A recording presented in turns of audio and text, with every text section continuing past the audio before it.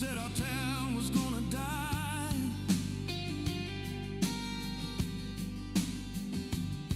But they didn't count on a spirit burning deep down inside.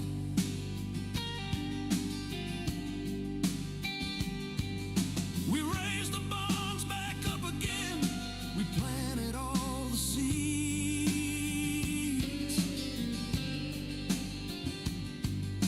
We took care of our neighbors and we tended to their needs.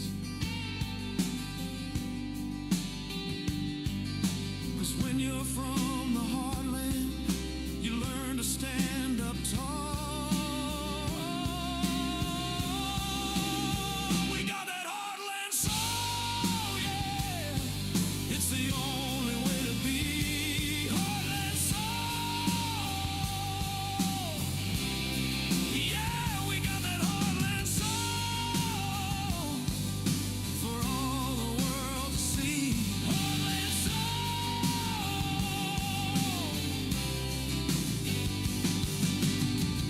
Life wasn't easy, but we knew we'd make it through. Doing it our own way for the red, white, and blue.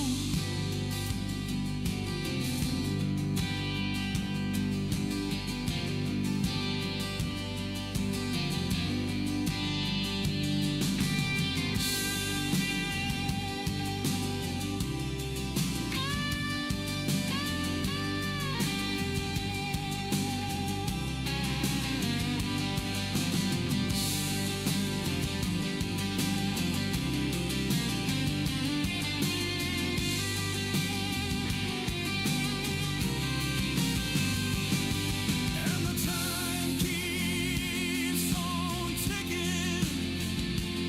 We just keep on kicking. Yeah, we found a better way. We got that heartland soul. We got that heartland soul. Yeah, we do. Yeah, we do. Heartland soul. Through and through. Heartland soul. For me and you. Heartland soul.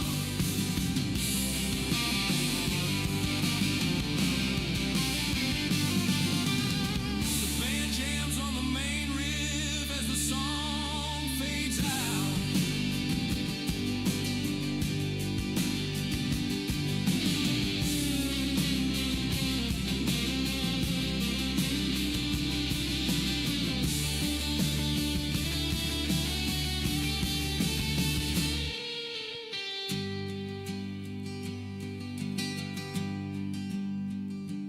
There is a house down on Freedom's Road. They say it's been the ruin of many a poor soul. And God, I know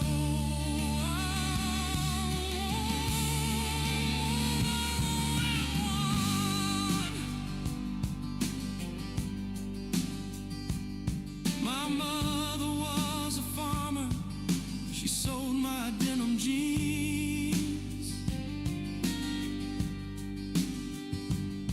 My father was a patriot, a former U.S. Marine.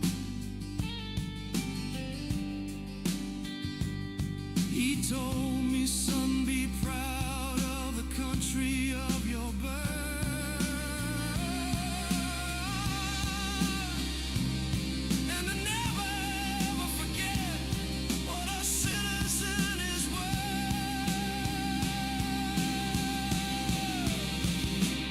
Now the only thing a prodigal son needs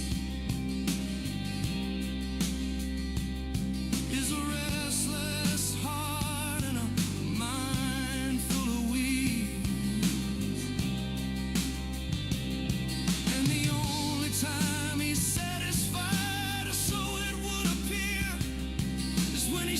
chasing foolish notions, full of doubt and fear.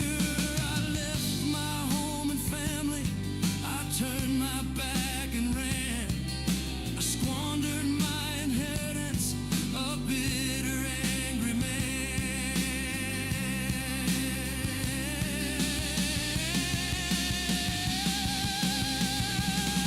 Oh, mothers, tell your children not to do what I have done,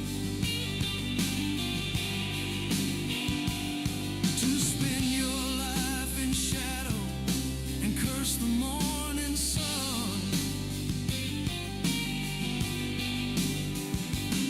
Don't trade your precious.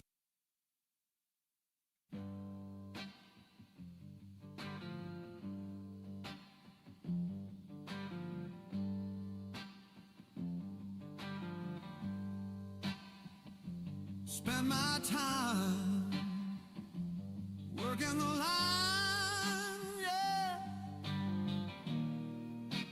doing what I'm told, making a living for my family. A story that's centuries old. The boss man, he was screaming. The days were hot and long, but we knew we were building something. We knew we were coming on strong. Didn't have a lot of money, but we had a lot of pride. We got that heart and soul. Yeah, it's the only way to be. The heart and soul. Yeah, we got that heart and soul for all the world to see. Heart and soul.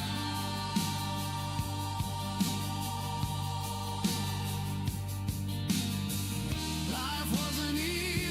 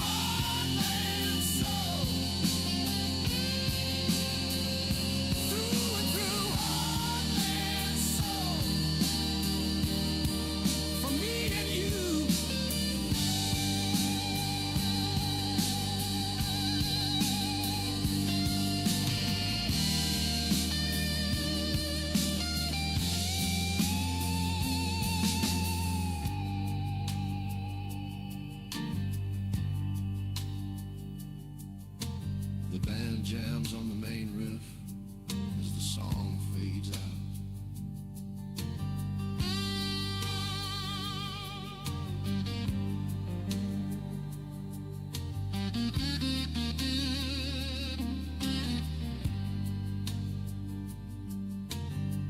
There is a house down on Freedom's Road. They say it's been the ruin of many a poor soul. And God, I know I'm one.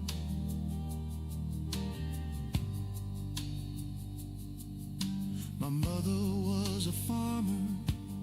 She sewed my denim jeans. My father was a patriot, a former U.S. Marine. He told me, son, be proud of the country of your birth, and to never, ever forget what a citizen is worth. Now the only thing a prodigal son needs is a restless heart and a mind full of weeds. And the only time he's satisfied, or so it would appear, is when he's chasing foolish notions full of doubt and fear. I left my home and family, I turned my back and ran. I squandered my inheritance, a bitter, angry man. Oh, mothers, tell your children not to do what I have done, to spend your life in shadow and curse the morning sun. Don't trade your precious liberty for a comfortable life. Don't let the spirit of your country ever pass you by. 'Cause I'm going. Ladies and gentlemen, the President of the United States, accompanied by Erica Kirk.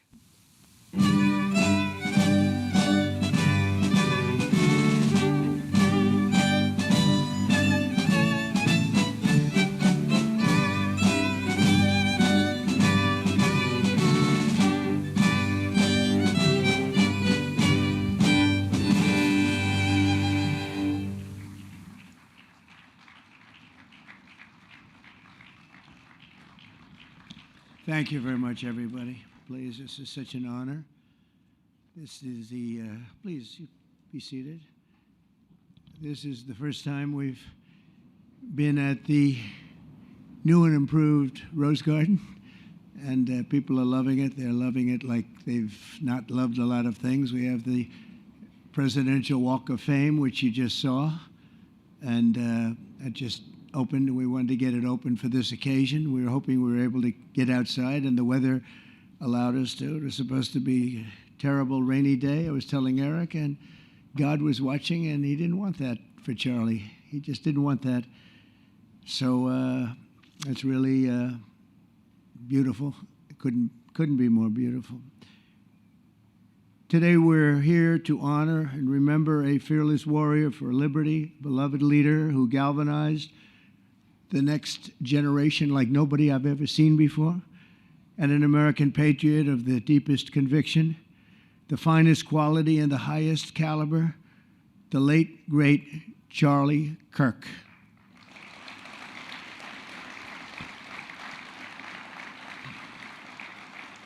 Five weeks ago, our nation was robbed of this extraordinary champion. He was a champion in every way. I got to know him so well. He didn't like losing, and he was able to fight people that were enemies, and he didn't necessarily love those enemies so much. You know, I heard he loved his enemies, and I said, wait a minute, is that the same Charlie that I know? I'm not sure, but I didn't want to get into it. But it was a horrible, heinous, demonic act of murder. He was assassinated in the prime of his life for boldly speaking the truth, for living his faith and relentlessly fighting for a better and stronger America. He loved this country. And that's why this afternoon it's my privilege to posthumously award Charles James Kirk, our nation's highest civilian honor, the Presidential Medal of Freedom. Thank you.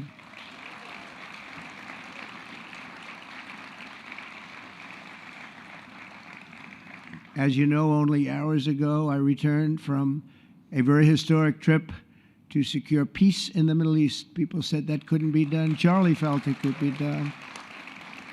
Charlie felt it could be done. Thank you. Thank you.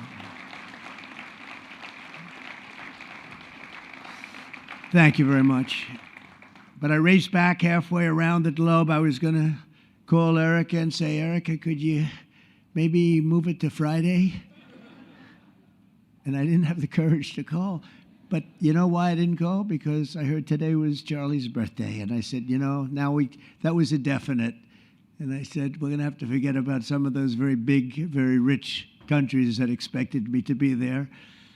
And I can tell you, based on the length of that flight, I wouldn't want to go back tomorrow. But I would not have missed this moment for anything in the world, nothing. And it's a very important time for our country, and our country is doing so well. It's never done better. We are a country with almost now $18 trillion of investment coming in. Nobody's ever seen anything like that. Previous administration had less than $1 trillion for 4 years. We have more than 18, it'll be much more than 20 by the time the year, more than $20 trillion. There's never been a country in the world that had anything like that. What's happened to our country is incredible in a short period of time. Charlie was a big person for, sir, can we close up those borders, please, a little bit? They're really leaking badly. I said, Charlie, I haven't gotten there yet. But, it came out the last 4 months. Literally nobody was allowed into our country. And the only people that were allowed in were people that came in legally. The borders are absolutely stone cold closed. And they reported 0, 0, 0, and 0. So that's pretty good. But he was a big believer. He wanted people in the country more than I did, frankly. He wanted them to come in legally. And he got his wish. October 14th is Charlie's birthday, and he should have been turning 32 years old. I tell you, when I first met him, he was like 22. And I said, boy, he's awfully young. But I thought he was older than that, He looked a little bit older than his age. That's okay, That's not good when you're old, but when you're young, it's great. He had the best of all things, but he was special. But instead, Charlie is attaining a far more important milestone. We're entering his name forever into the eternal roster of true American heroes. He's a true American hero, an amazing person, way, way beyond his years. And I'm honored to be joined by a woman who has endured unspeakable hardship with unbelievable strength, and that's Charlie's widow, Erica. And I just want to thank you, Erica. He loved you so much. I was with him. Oh, please. Thank you, darling. Thank you. I was with him before I met Erica, and he told me he was going to get married. He said, you won't believe how beautiful she is. I said, well, then now that I meet her, he's right. But then he also said, and you know what? She's like the smartest person I know. See, they do go together on occasion. Not often. Not often. But on occasion they go together. But he was in love with you. He was deeply in love with you. It's great. Erica, your love and courage have been an inspiration to all of us, and we will always be here for you, and we're always going to be here for your gorgeous, beautiful children. And we'll never forget what your family has sacrificed for our country. Man loved our country. When things were going badly for our country, he was so, as you know, angry. He would get angry because he said it doesn't have to be that way. We're also pleased to be joined by an incredible group of Charlie's friends, very powerful friends, actually, and some not so powerful, and they're actually better people, okay? I know them all. the less powerful ones. I have to tell you that, all of you power guys down here, the best ones in the group are the ones that are less successful, but that happens too. No, they're all great, and they're here. And let's start with Erica's father. Where is Erica's father? Where are you? Where are you, Dad? Oh, look at him. Wow. I want to get a hat like that, too. I like that. How are you? Nice to see you again.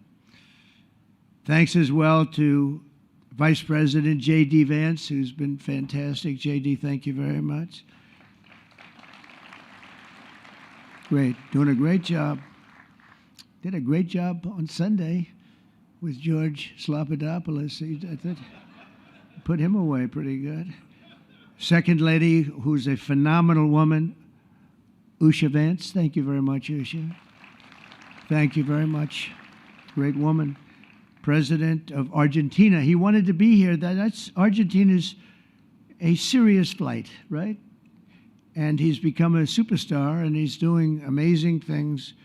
He's a MAGA person, but it's make Argentina great again. That's what he does, right?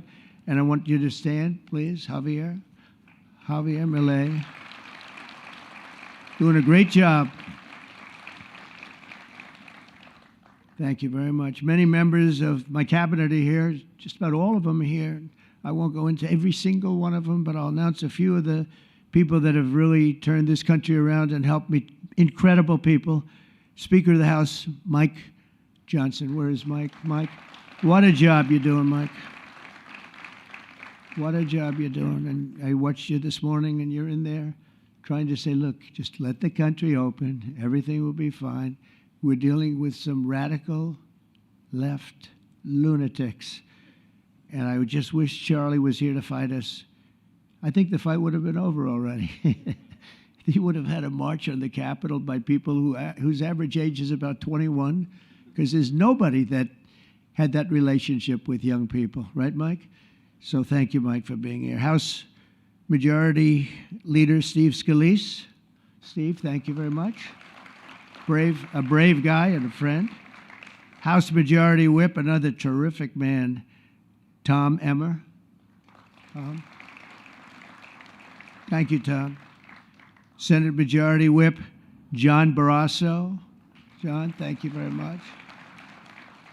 You have all these senators. I'm going to get in trouble. I'm not going to read all their names. I'll be reading all day. We'll be talking about Charlie in about 45 minutes from now. We can't do that. So all of the senators, there's so many of you, thank you very much. I do want to thank Senator Thune for doing a terrific job. He's really been leading properly. Do you agree, Mike? The team, the two of these guys have been fantastic. So to Senator Thune, I want to thank you very much. Incredible job.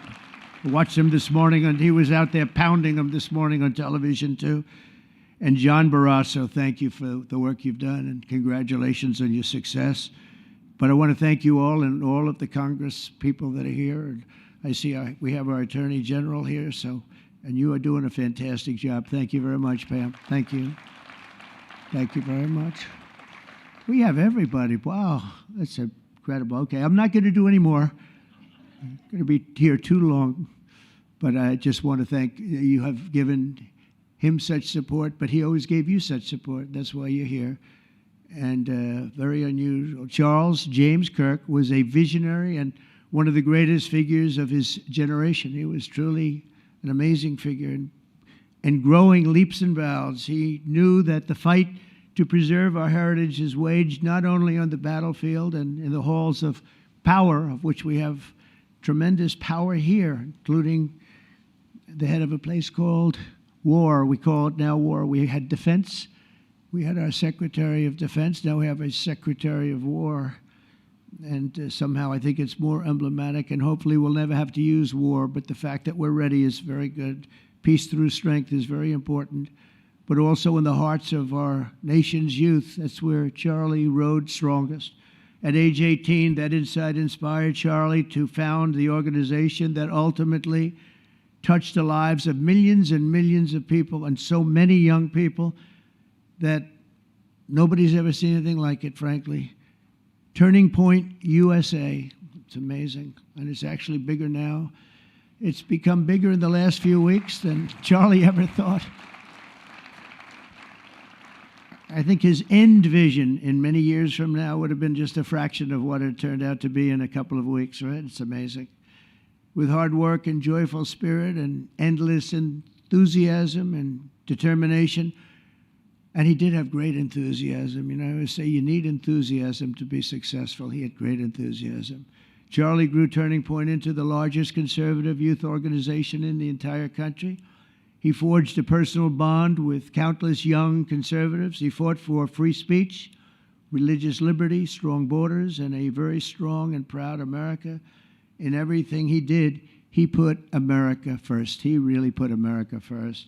And ultimately, Charlie became more than a leader of an important organization. He became the leader of historic movements all over the country. There were movements, individual movements, one movement, but it was historic. Everything he did was historic, and a true evangelist for the cause of freedom and the word of Almighty God. God was very important to Charlie.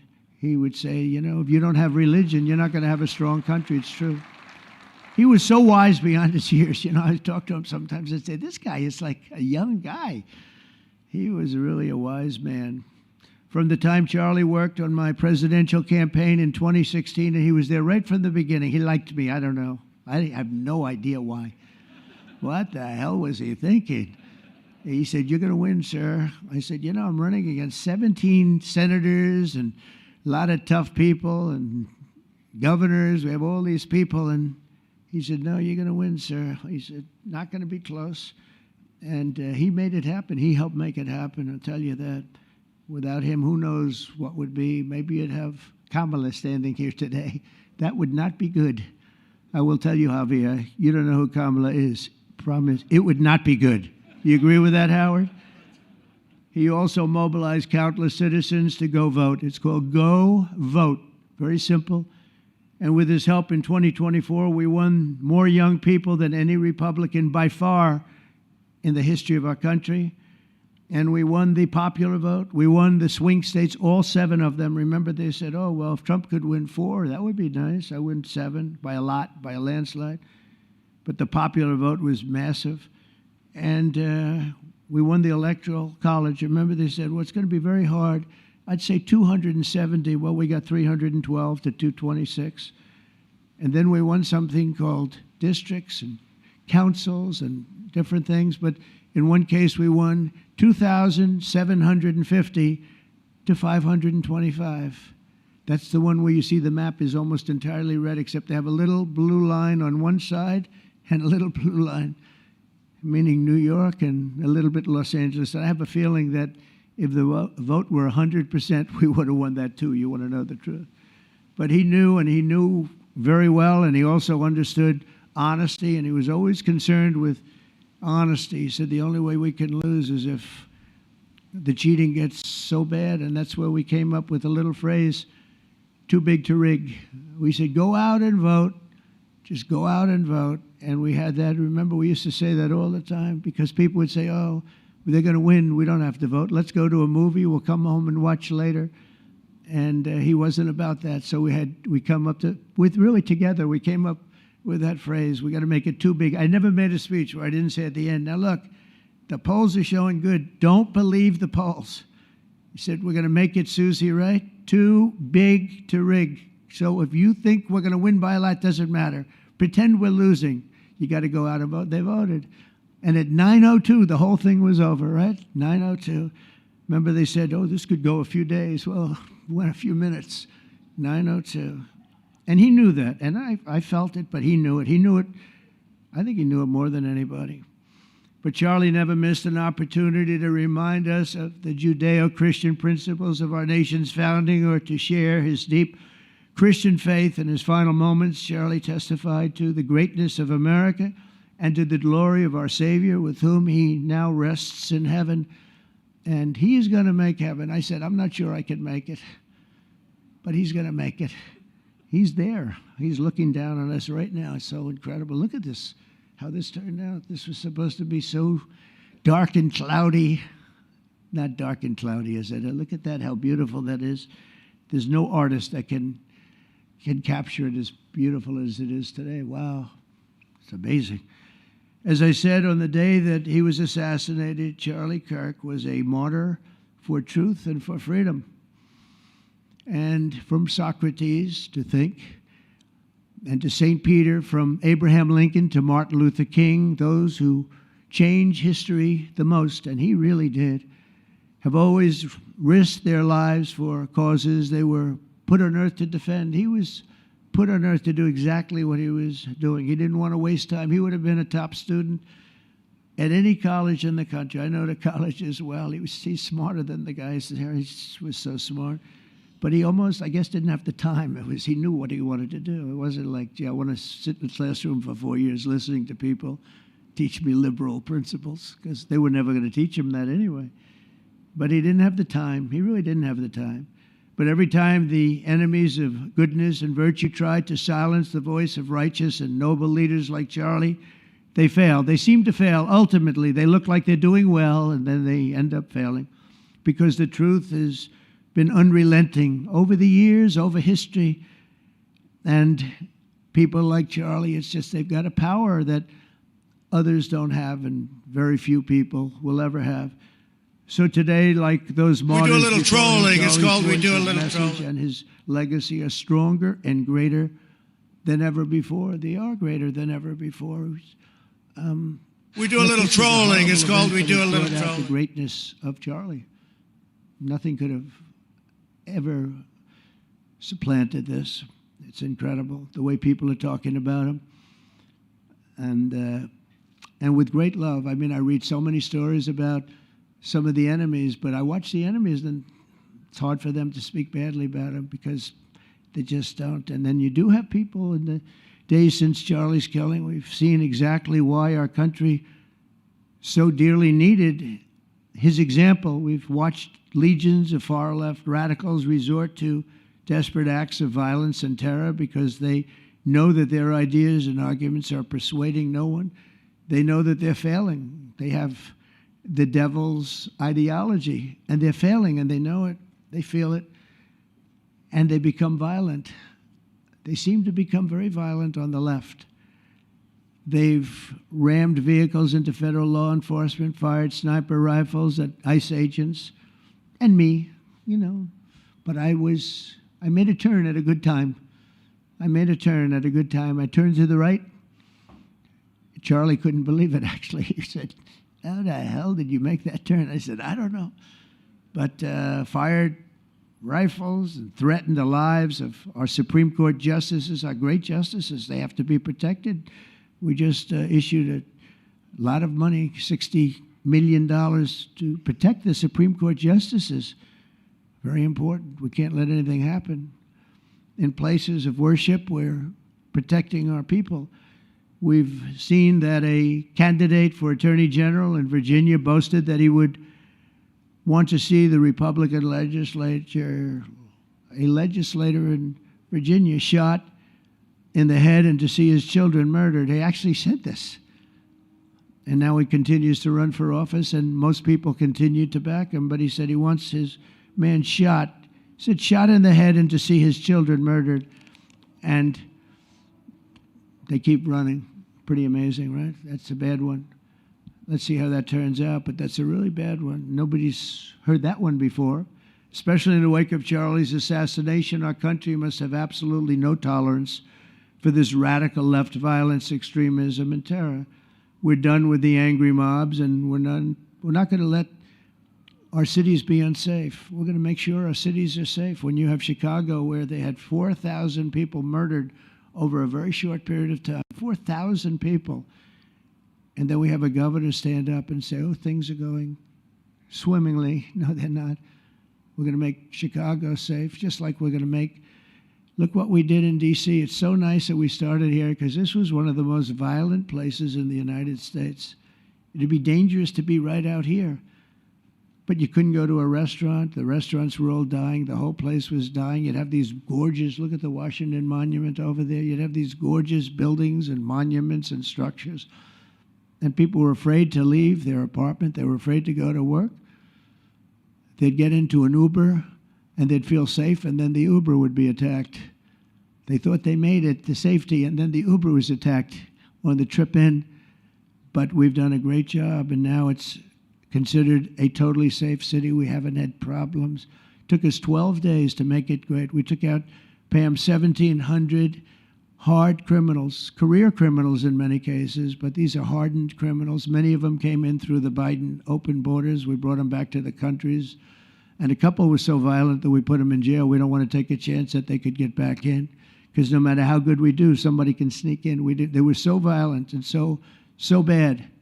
One arrested 28 times. Every time he left prison, he'd get into a violent incident. 28 times. And we put him away for a long time. But we're done with the angry mobs. We're done with it. This is such an unbelievable place right now. You take a look where you can walk down the middle of the street. We do a little and trolling. It's called We the Do a Little children can Trolling. walk. They can walk alone. It doesn't matter. They can walk anywhere in Washington, and they're safe now. If this were a year ago, they'd have a serious chance of being badly hurt, even killed. They'd come in from Indiana, they'd come in from Iowa, they'd come from Florida to see their nation's capital, and somebody would have to call the parents, I'm sorry, but your son or your daughter's been killed. Not anymore. You hear those sirens going off? That's good. That's a good sound. That means they either got the bad guy or they're going to stop the bad guy. You didn't hear that sound because nobody wanted to do anything. Nobody, listen to the beauty of that sound. Seriously. And that's the real deal sirens. They're not politically correct sirens. You hear them, they're about 3 miles away. That's great. What a beautiful sound. They're stopping crime. That's what they're doing.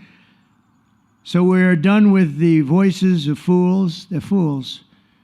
And death threats, and we're going to make our cities safe. And I thought it was Charlie's, one of his biggest dreams was that. He couldn't believe it. Chicago's going to be a great city again. We've already, we sent people in there 6 months ago, and this governor said, well, crime is down. Yeah, that's because we had the FBI in there for 6 months, just preparing it for the bigger surge. And they've done a great job, the cash and the FBI. They've done a great job, and they love doing it, They love being able to do it. They were restricted from doing it. They couldn't do anything. And now they're totally unrestricted. All they have to do is stop crime, and they're doing it. By the way, Memphis, as you know, you heard they went in about a week ago, one of the most dangerous places in the country, really in the world. It's not just the country. They have very few cities that would compare to some of these cities. You go to Afghanistan, you say, oh, that's unsafe. Well, the crime numbers are much better than the crime numbers in places that we have. So Memphis, I understand, is doing unbelievably in 1 week. It's like a different place. And this took 12 days, and then after that, we just perfected it. But after 12 days, we had good safety here. After 1 month, it's like, it's really amazing. And by the way, restaurants are booming. Restaurants are opening up. The big problem we have, you can't get into a restaurant in D.C. anymore. So they're opening up. It's a beautiful thing to see. It's called safety. It's called law enforcement and letting them do their job. And that's why I said last month that I have directed the Attorney General and the Department of Homeland Security to confront the very real threat of left-wing terrorism in our country. It's a real threat. Not when you confront it, it's not, because they're not brave people. In fact, they're cowards. When you confront them, they immediately fold. You have to see them fold. You have to see them crying. They fold. But it includes dismantling the networks that fund them and finance them, and we're finding out who those networks are. We already know quite a few of them. When you see these violent incidents, and then you see people holding this gorgeous sign with beautiful wood, beautiful cardboard, wood, everything's perfect paint job, and they're all the same. There are thousands of them. You know that they weren't made in the basement out of love. They were made by anarchists, and in some cases wealthy. I'll probably find some of my nice friends that are up there being so nice to me, especially lately. They're being very nice. But it surprises you who they may be, and you almost wonder why would they do it? But they're hurting our country, and we're really taking it back one by one. If we didn't go into Los Angeles early on in the administration, the commissioner, the chief of police, Los Angeles, said if they didn't go in, we would have lost our city. Now, they already lost 25,000 houses to fire because they wouldn't let the water come in from the Pacific Northwest, which they should have done. I said, you better do it. They didn't do it, and we had 25,000 homes where they had no water in their sprinklers, they had no water in the fire hydrants. It would have been a different kind of a thing if they did what they were supposed to do. We had to break in. We broke in and had the water come down. They said for the environment, great, they lost 25,000 houses. It's incredible. But the commissioner said without the federal government and President Trump's intervention, we would have lost the entire city. And we have the Olympics going there soon. I got the Olympics. We have the Olympics. We have the World Cup. And we have, most importantly, we have the 250th anniversary of our country. That's going to be most important. And all of these things are happening. And we're going to have safe cities. We're going to have very, very safe cities. So 1 month after Charlie's death, we still feel the terrible shock and the pain of his loss, like just about nobody I can think of. Charlie Kirk was one of a kind. He was unstoppable. And he really was. Boy, when he had an idea in his head, he would call me, sir, please, you haven't done it yet. I said, Charlie, relax. Just relax. He didn't relax. He'd call me the next day again. It got it done. But he was like indomitable and always will be. He's really irreplaceable. Nobody can replace him. But they're going to do great. But you can't replace that kind of person and that kind of talent, frankly. The word talent is an important word, but that kind of talent. So we hold his memory in our hearts forever. Every single day of this administration, we will continue to carry out the mission for which he lived, and he really did. He lived for this country. He lived for his wife and his family, but he lived for this country too. In Charlie's honor, we will continue like we have been to fight, fight, fight, and to win, win, win. We're going to win so much.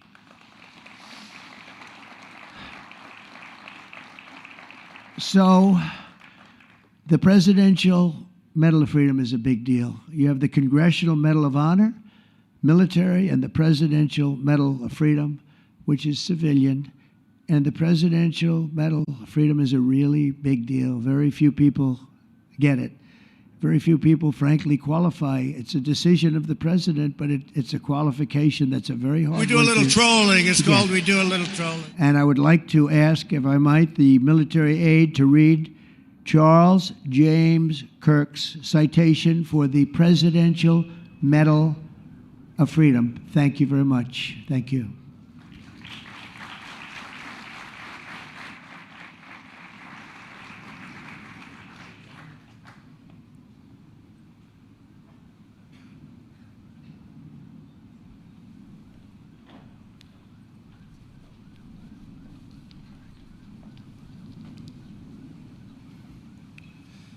The Presidential Medal of Freedom is awarded to Charles James Kirk. Accepting on behalf of Charlie is his wife, Mrs. Erica Kirk. Charlie Kirk was one of the most influential American political figures of his generation. At just 18 years old, he founded Turning Point USA and grew it into the largest conservative youth organization in the nation. For over a decade, he tirelessly traveled the country, leading a movement to restore respect for our founding principles, reawaken our national identity, and inspire a renewed spirit of religious devotion. He was one of the great debaters and communicators of his time.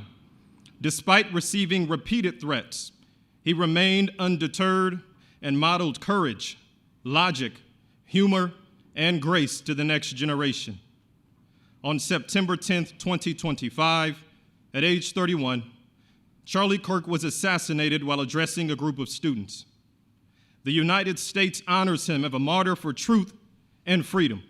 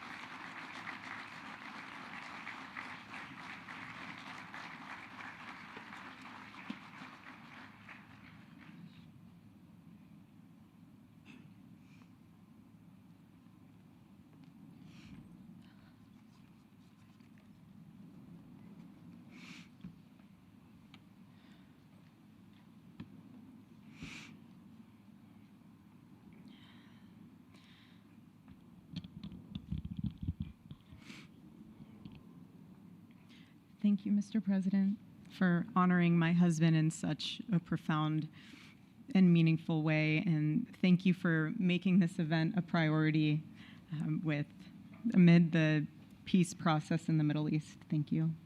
Very grateful. Charlie always admired your commitment to freedom, and that's something that both of you shared. So thank you. Your support of our family and the work that Charlie devoted his life to will be something I cherish forever, so thank you. To our gracious First Lady in her office for making this event possible, thank you as well. It's beautiful. To Vice President and the lovely Usha Vance, your friendship has been an unbelievable encouragement. Thank you. And to all our friends and family that are here and watching from all around the world, thank you for loving us. Thank you for praying for us and for believing in what Charlie believed in. And to our Turning Point USA staff and the Charlie Kirk Show staff, we love you more than you could ever know. And to the Turning Point USA chapters that are watching all across America right now, you are the heartbeat of this future and of this movement. Everything that Charlie built, you guys are the legacy holders of that. You are living proof that his mission did not die with him. It lives through you. And Charlie always said the next generation will decide whether freedom endures. And because of you, I know that freedom will endure. It will. And today we're gathered not only to celebrate Charlie's birthday, but to honor a truth that he gave his entire life to defend, and that's freedom. The very existence of the Presidential Medal of Freedom reminds us that the national interest of the United States has always been freedom.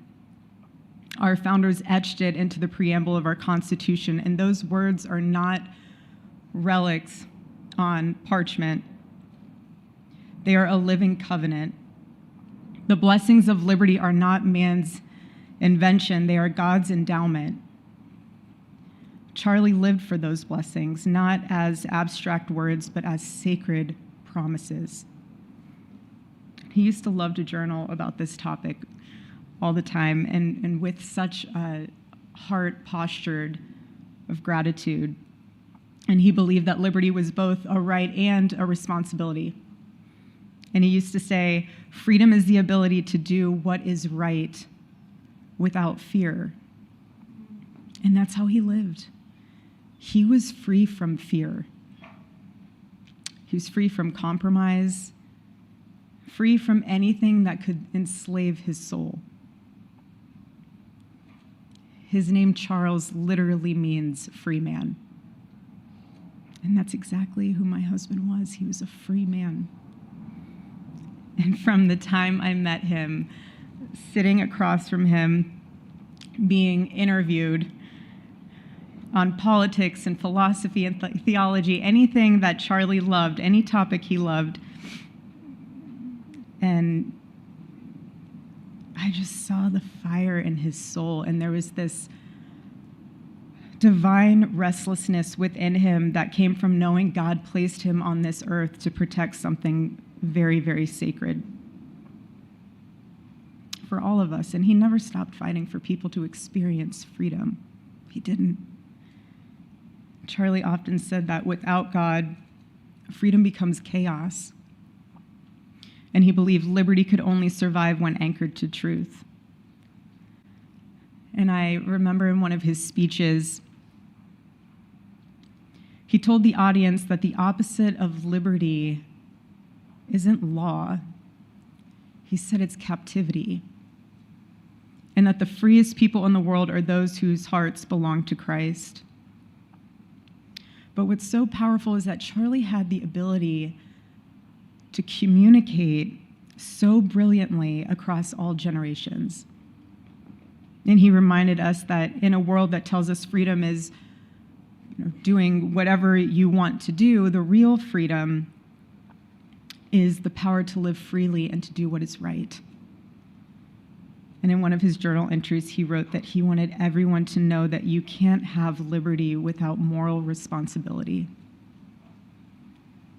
Freedom divorced from faith eventually just destroys itself.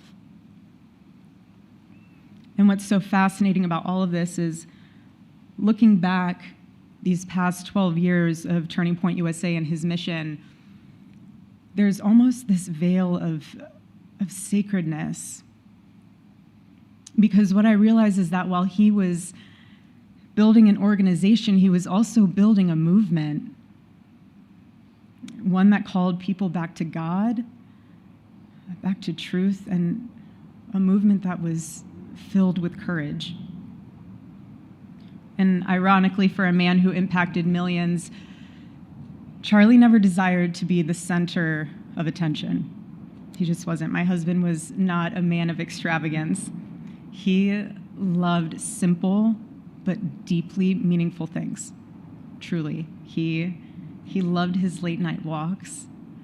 He loved buying more books than he could ever read because he felt there was no such thing as a book budget. And he loved being able to read to our kids the same bedtime story on repeat because he knew it was their favorite. But to him, that was special. And he loved to sit in the sun on a Saturday morning with his cup of decaf coffee, and his phone was off because he was honoring the Sabbath. And for him, it was that moment to catch his breath and just be in peace because he was unreachable at the moment. And he preferred quiet birthdays. But that never stopped me from telling him. I told him every single year, I said, baby, I love your birthday. I said, because it's the day that God knew the world couldn't go another day without you.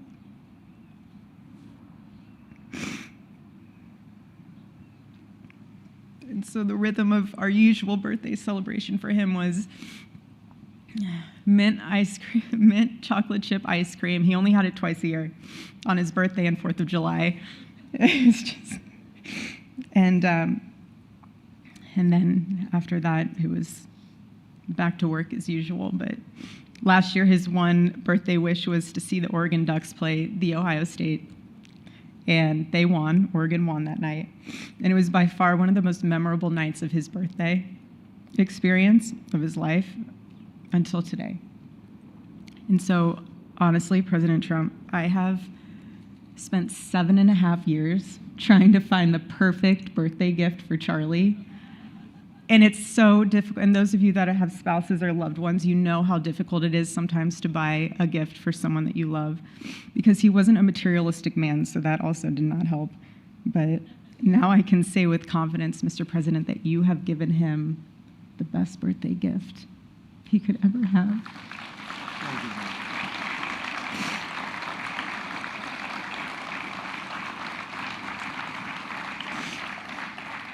It's such an honor and the recognition of a life lived for defending freedom. And that's what Charlie fought for until his last breath.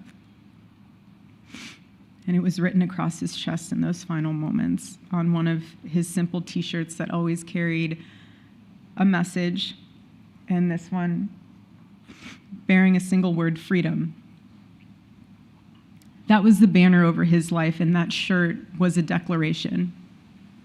The same declaration he made in every speech, every campus visit, every time he shared the gospel at a church, every sleepless night that he would spend praying for the youth of this nation and planning for the future of our country, and just impressing upon them that when we defend liberty, we defend the soul of our nation. My husband never told anyone what to say. He never did. He never told anyone what to say. He would just encourage them to think. He would encourage them to think outside of the traditional political labels. He would want them to think in a way that was anchored in wisdom and truth. But he would never tell anyone what to say. Charlie wasn't content to simply admire freedom. He wanted to multiply it. He wanted to multiply freedom. He wanted young people to taste it and to understand it and defend it. He wanted them to see that liberty isn't self-indulgence, it's self-governance under God. He wanted them to see that. And every day I'd see him getting ready for work. He'd put on his cross necklace, he'd put his ring on his finger. And the boldness in his demeanor was always fearlessness. He wasn't afraid. He was never afraid. In his daily actions, whether in office or on campus or at a church, it was always without fear. That was his creed.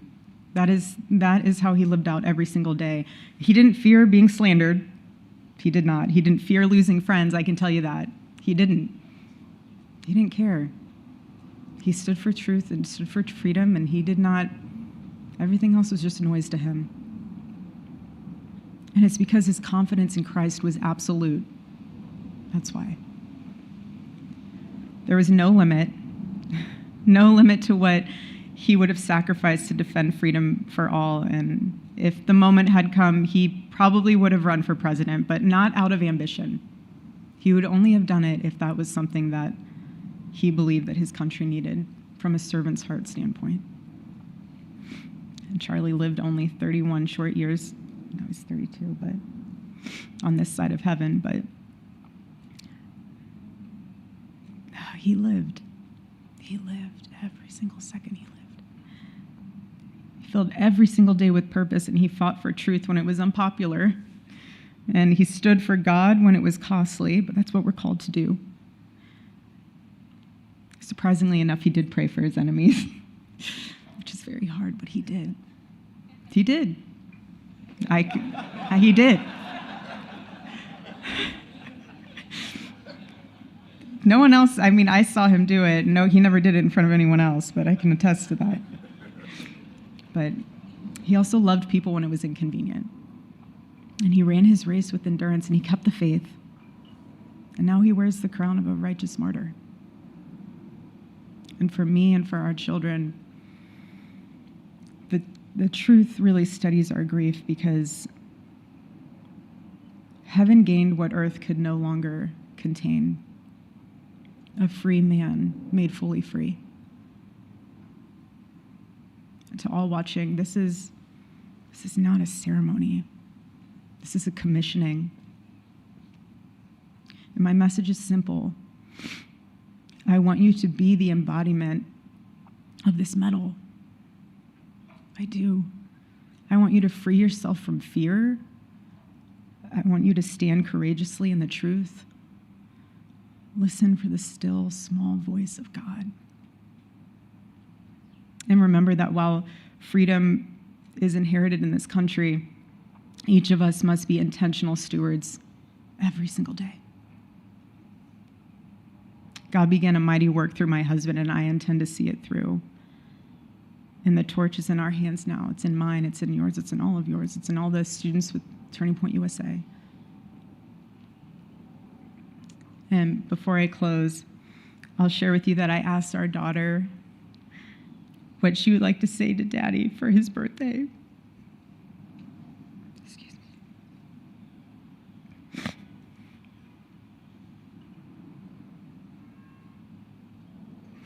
She said, "Happy birthday, Daddy. I want to give you a stuffed animal.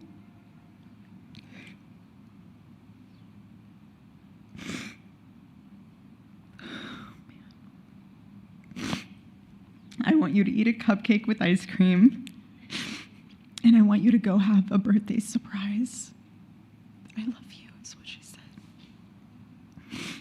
And while our son, he's precious, he can't yet speak, in classic Kirk family fashion, his actions spoke louder than his words, and his gift to you, Charlie, and myself for that matter, was deciding to become the man of the house and be fully potty trained at 16 months. But Charlie, baby, I know that you're celebrating in heaven today, but gosh, I miss you. We miss you, and we love you, and we promise we'll make you proud and Charlie's life was proof that freedom is not a theory, it's a testimony. He showed us that liberty begins not in the halls of power, but in the man of a heart surrendered to God.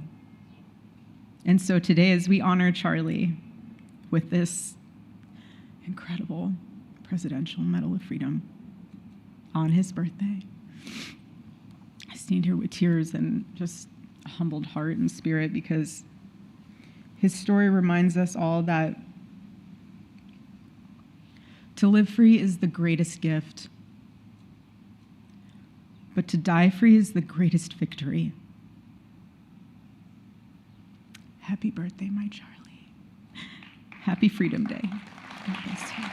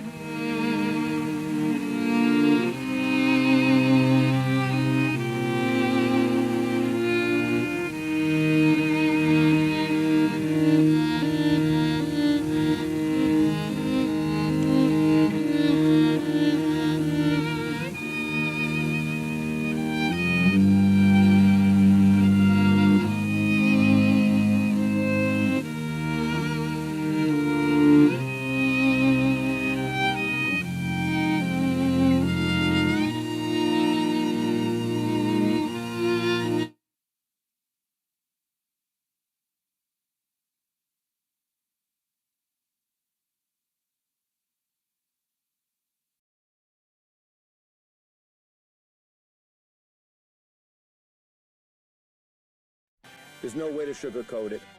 Nobody likes Democrats anymore. We have no voters left because of all of our woke trans bullshit. Not even black people want to vote for us anymore. Even Latinos hate us. So we need new voters. And if we give all these illegal aliens free health care, we might be able to get them on our side so they can vote for us. They can't even speak English, so they won't realize we're just a bunch of woke pieces of shit, you know? At least for a while, until they learn English and they realize they hate us too. I am not even Mexican. I don't know why President Trump keeps saying that shit. He needs to say it to my face, Holmes. And while we're at it, I'm getting really tired of all that dollar store Obama shit. It's getting old, homie. My name is not Dollar Store Obama. Okay, pendejo? Órale! Arriba! Arriba! Tick, tick, boom. Who bringing the noise? Go, baby, we bringing our toys. Separate men from the boys. Chop up the singing, should be on the board. To my amigos Latinos that came into El Americal Elegamente, comprende que es time to go back to your casita, por favor. President Trumpo is not bolsito. This is mucho serious. If you don't self-deporto and go back to your casita soon, El ICE is going to breako into your casa and arresto you and all your illegal and alien amigos. So, por favor, listen to President Trumpo and self-deporto. Ahora. If you self-deporto, President Trumpo might give you el chance to come back illegally. Anyway, muchas gracias y adios, amigos.